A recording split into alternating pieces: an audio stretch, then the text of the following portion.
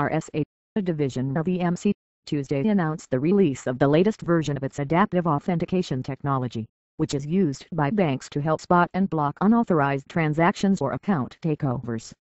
The new version of adaptive authentication is already available for users of the on-premises version, while the new cloud-based version is due out January 20th.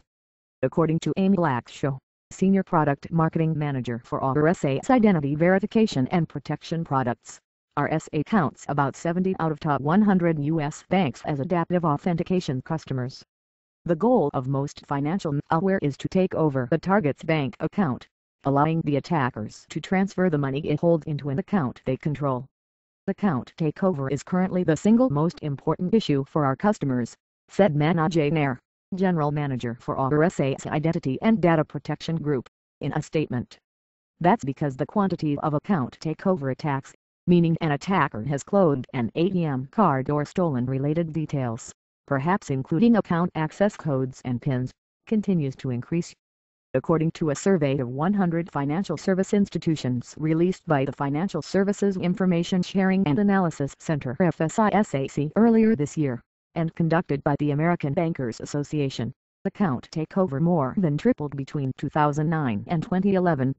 Respondents said they've helped address account takeover fraud by pursuing customer education for 92% of respondents, changing their multi-factor authentication system 67%, freezing a customer's account whenever anomalous activity is detected 59%, and modifying an existing multi-factor authentication system to make it work better 50%.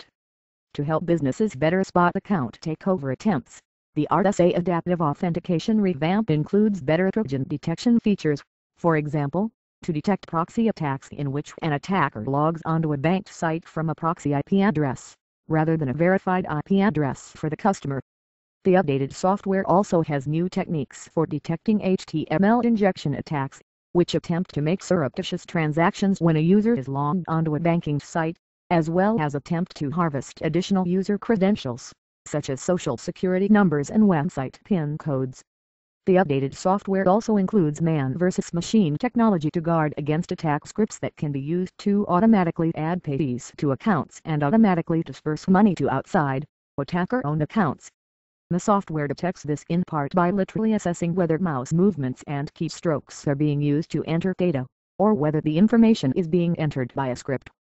Finally, the software also can watch for man-in-the-middle attacks, which involve eavesdropping or substituting communications, as well as man-in-the-browser exploits, in which a Trojan application is used to infect a browser and intercept application calls between the browser and its security mechanisms or libraries.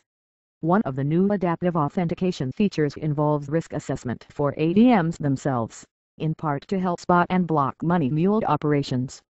These involve teams of criminals who apply stolen account credentials to faked ATM or credit cards, and then attempt to withdraw lots of money at once, sometimes covering multiple states in a single day.